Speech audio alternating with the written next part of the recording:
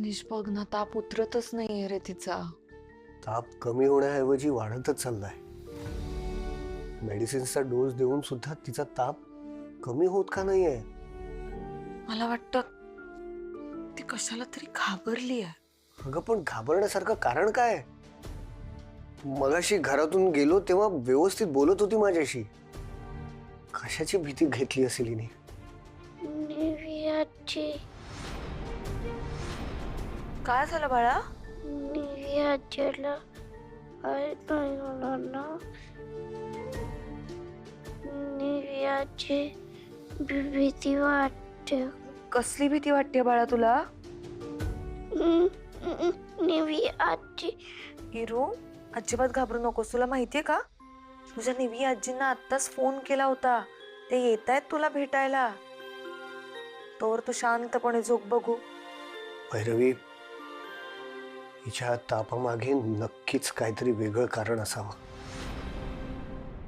शिरा करून राहिला का? आता मनातली खुशी अशी व्यक्त करायची अनमले. म्हणजे आता काय करावं इतका आनंद झाला मले. काहीतरी गोडधोड बनवू, शिराच बनवू बा. हो बा, नाही नाही, पण मुले सांग, तुला आनंद खाऊन झाला?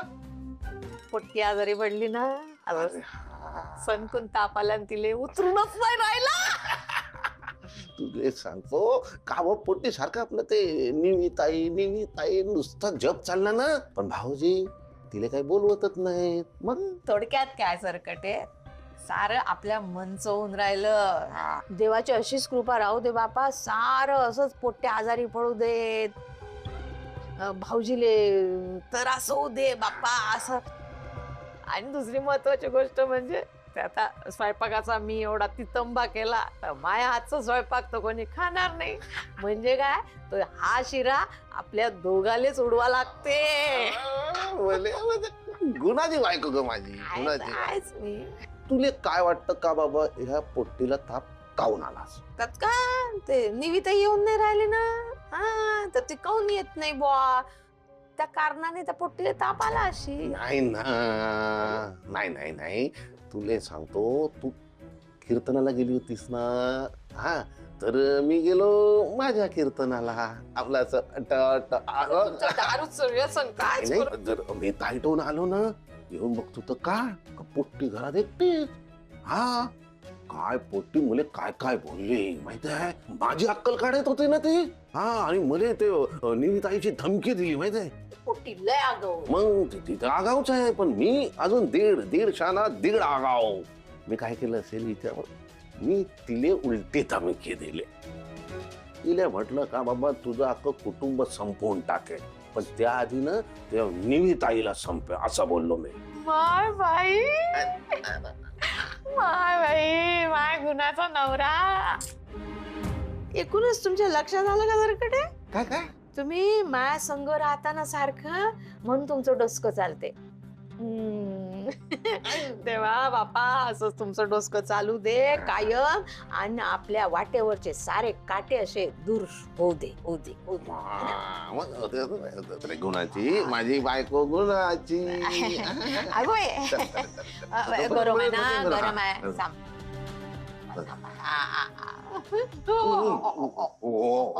काय चाललंय? नाही ते काय, हिरा आजारी पडलेला ना, ताप आला तिले उतरूनच नाही राहिला. मला काळजी वाटली, मग मी देवाला नवस केला की बापा देवा, माझ्या लेकराला बरं वाटू दे, तुला शिराचा नैवेद्य दे. म्हणून मग शिरा केला. म्हणजे कसं झालं तो पाहत होता मी पण नवस केला ना. काय पोट्टी आजारी आहे ना, म्हणजे आम्हाला दोघांना खूप खूप दुःख झालं. तुला सांगतो का, घशाखाली ना अन्नाचा कण उतरत नाही. अच्छा, म्हणून गरम गरम शिऱ्यावर ताव मारणं सुरू आहे का? नाही ना. काय वाटतं तुम्हाला, मी काय ओळखत नाही तुम्हाला? हे बघा, या शिऱ्यामागचं दुसरं काही कारण असेल तर सोडणार नाही मी तुम्हाला. त्या संस्कार वर्गात मुलांच्या पालकांना भडकवून जो तमाशा केलाय त्याचा हिशोब बाकी आहे.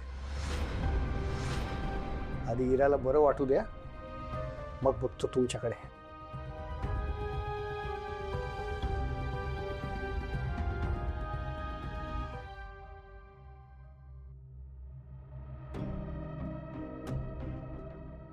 इरा इरा इरा, अगो बाई केवढा ताप आहे. निविताई तुला काही झालं नाही ना? मला मला काय होणार आहे बाळा? नाही, तुला त्यांनी मारलं नाही ना? मला मला कोण मारणार आहे? हे बघ, तू माझी आठवण काढत होतीस ना, हं? मग मी येणार नाही का तुला भेटायला? ते मला म्हणाले मी तुझ्या निविताईला ढगात पाठवेल. ढगात? अगं तुला असं वाटलं की कोणीतरी मला मारणार आहे म्हणून तू घाबरलीस का बाळा? तू हं? प्लीज माझ्या जवळच बस ना. मी कुठेही जाणार नाही आणि बघ कोणी मला काही करणार नाही. मी स्ट्रॉंग आहे की नाही? हं? पण मला एक सांग बाळा, हे असं सगळं चुकीचं कोणी सांगितलं तुला? किशा आजोबा. शासोबत? मी एकटी होती ना, तेव्हा ते आले आणि ते बोलले की जास्त बोललीस ना, पाठवून दे ना आई वडिलांकडे. त्या अनिसला एकदा इथून जाऊ दे. तुझ्या आजोबाचा असं गेम वाजवतो की नाही बघ, डिस्क्या असं वाजवतो गेम. या तुझ्या निवी आजीचा ना आधीच काटा काढेन बघ मी. हा काठा काढेल म्हणजे? आधीच पोचवतो ना तिकडे. हा हे शांत हो तू. अगं मला कोणी काही करू शकत नाही. हं? पण तू लवकर बरी व्हायला पाहिजेस की नाही, हा? त्यामुळे तू अजिबात काळजी करू नकोस. किशा आजोबाने तुझी मस्करी केली ना, मी त्याला चांगली शिक्षा करणार आहे बघ. आणि आता मी तुझ्या जवळ आली आहे, मला कोणी काही करणार नाही किंवा तुलाही काही करणार नाही. हा, तू आता शांतपणे झोप बरं, लवकर बरी होशील की नाही? हं?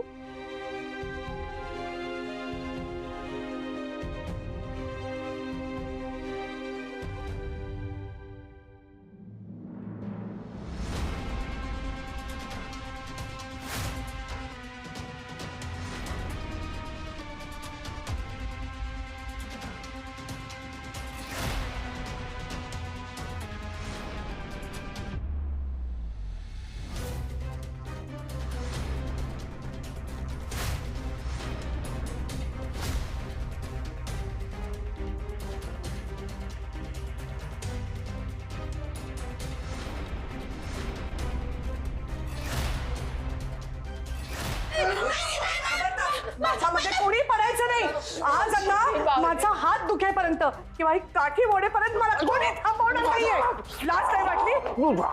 लाज नाही वाटली? मावशी भाव कसं ढोरासारखं मारून राहिलं मा माणसाले. मावशी मावशी वाचवा. काय काय केलं काय मामांनी?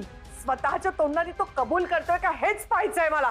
काय काय मारत मला सांगा ना. आज ही काठी तुटेपर्यंत किंवा माझा हात दुखेपर्यंत थांबणार नाहीये मी. काय नाही, माफ करा. नाही ना बाबूजी.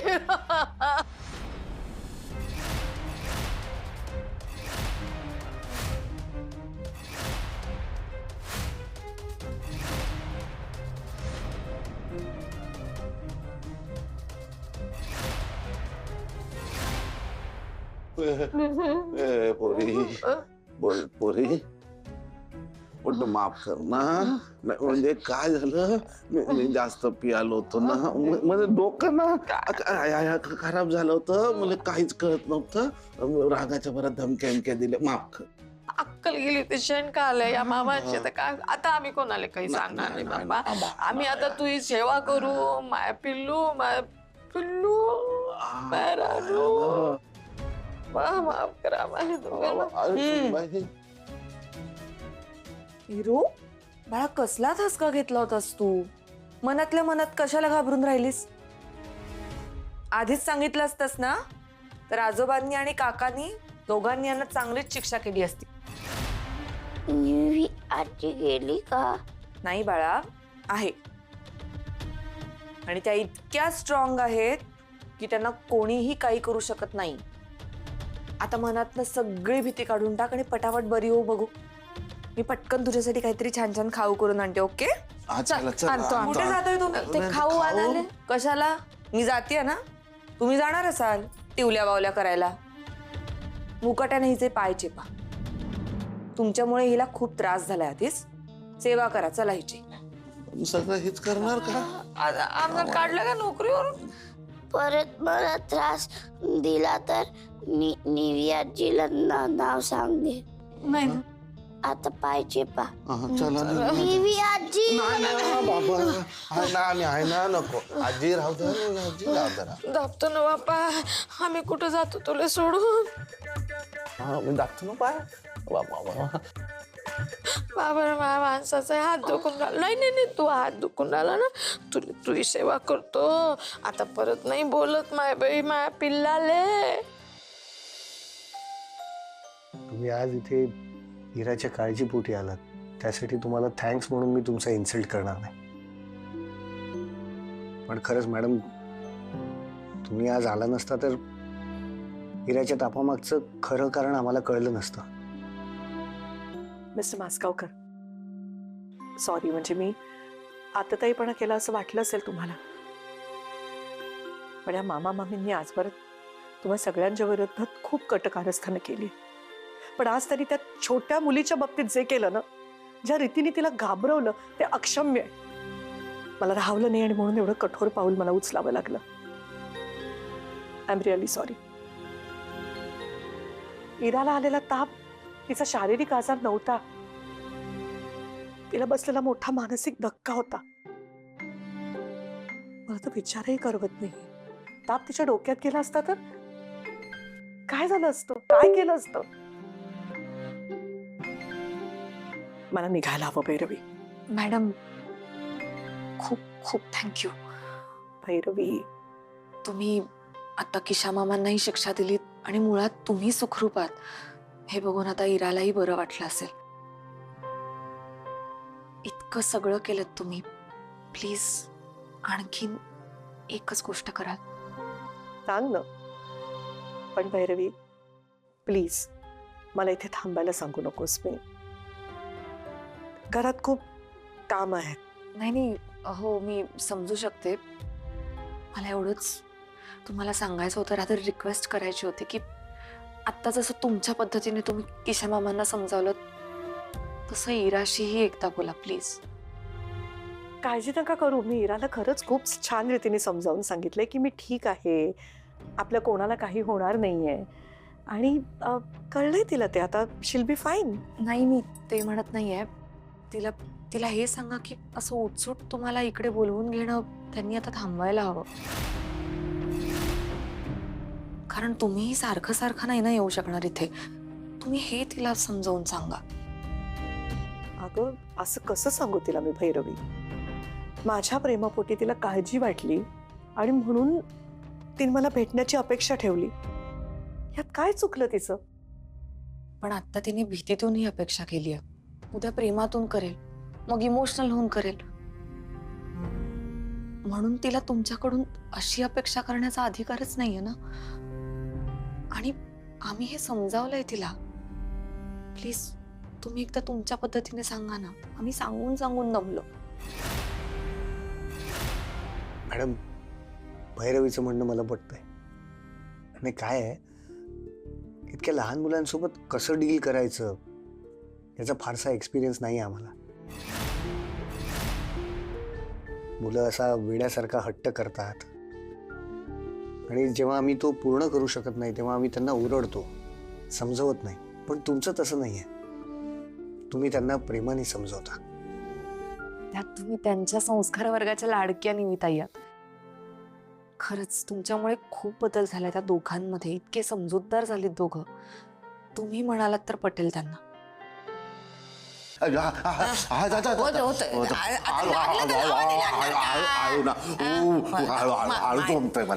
मालूम आहे ना बापा, कसं ठोरासारखं मारलं माणसाले. कशी ढोरासारखं मारलं त्या निवेदिता बाई ना. भेटूच द्या आता. देतो अशी होपकाडी ठेवून. तिला काय वाटलं गरीब आहे म्हणून कसं वागवाल का? बाबा घरच बेकार आहे ना हे घरच बेकार. म्हणजे तो अनीस त्याने आपल्याशी कसं वागला तो. हा ते भाऊजी आज करपलेलं जेवण जेवण पोटाची नासाडी केली आणि ती निवेदिता आली. मला ना असं असं राग येऊन राहिला सरकटे. मलाच वाटते अरे हो ना, अरे हो हो नाही नाही नाही, तू त्यांना शाप देते, मला त्रास होतो बाई माणसाले कसं केलं. काहीतरी म्हण आहे माहितीये का तुम्हाला ती? याच्यात आत्मा म्हणून आमचं काय चाललं. तू आता काय म्हणी शिकवत बसू काय वाक्प्रचार शिकवत. ते कोणाच्या तरी शापाने कोणीतरी मरत नाही समथिंग. ते असं आहे ते म्हणजे कुणाच्या तरी शापानं कावळ्याच्या शापानं गाय मरत नाही. बापा म्हणजे मी कावळा काय आणि गाय. नाही नाही, मला फक्त म्हण आठवली म्हणून बोलले. ऍक्च्युली मला हे म्हणायचंय की तुम्ही इथे बसून त्यांना शिव्या घालून काही फरक पडणार नाहीये आणि तुमच्या शापाने त्यांना काही होणारही नाहीये. तेवढंच करू शकतो ना आम्ही, बाकी काय. असं नाहीये, मला जर असं मारलं असतं ना रिव्हेंज घेतला असता. काय केलं असं? काय ते रिव्हेंज म्हणजे काय? रिव्हेंज मी सांगतो ना सांग ना, काय तर ते? काय रिव्हेंज म्हणजे हिंदीमध्ये त्याला बदला म्हणतात आणि मराठीत काय म्हणतात सूड. माय बाई ते दारू प्यायला ज्या आंटीकडे जातात त्यांनी शिकवलं काय इंग्लिश तुम्हाला? नाही नाही, पण तुम्हाला सांगतो मला पण तेच करायचंय. मला पण ते सूड घ्यायचं रिव्हेंज. हो ना माय बाई, किती वेळा ठरवतं आम्हाला सूड घ्यायचा आणि प्रत्येक वेळी होतं काय ती बाजी आमच्यावरच उलटते ना. मग मला तर काय वाटतं माहितीये ना की हे सगळे जण आहेत की नाही असे एकदम ढगात झाले. नाही पण ते शक्य नाही ना. नाही, शक्य नाही ते. नाही शक्य. तुम्हाला खरंच रिव्हेंज घ्यायचा आहे का? बाबा खरंच म्हणजे 100%. तुझ्याकडे काही आयडिया काय? गुड. माझ्याकडे एक आयडिया आहे बोल बोल काय रे. ज्याने तुमच्या रिव्हेंजचं फुल अँड फायनल सेटलमेंट होईल आणि कोणाला तुमच्यावर संशय येणार नाही. ती निवेदिता आणि सगळे माझगावकर एकत्रच विमानात वर जातील. विमानात बसवणार आणि सगळ्यांना वरच्या वर कसं काय ते? मग एक मोठा धमाका करायचा आहे. नाही पण नक्की काय करायचं? तुम्हाला फक्त एवढंच करायचंय. काय करायचं?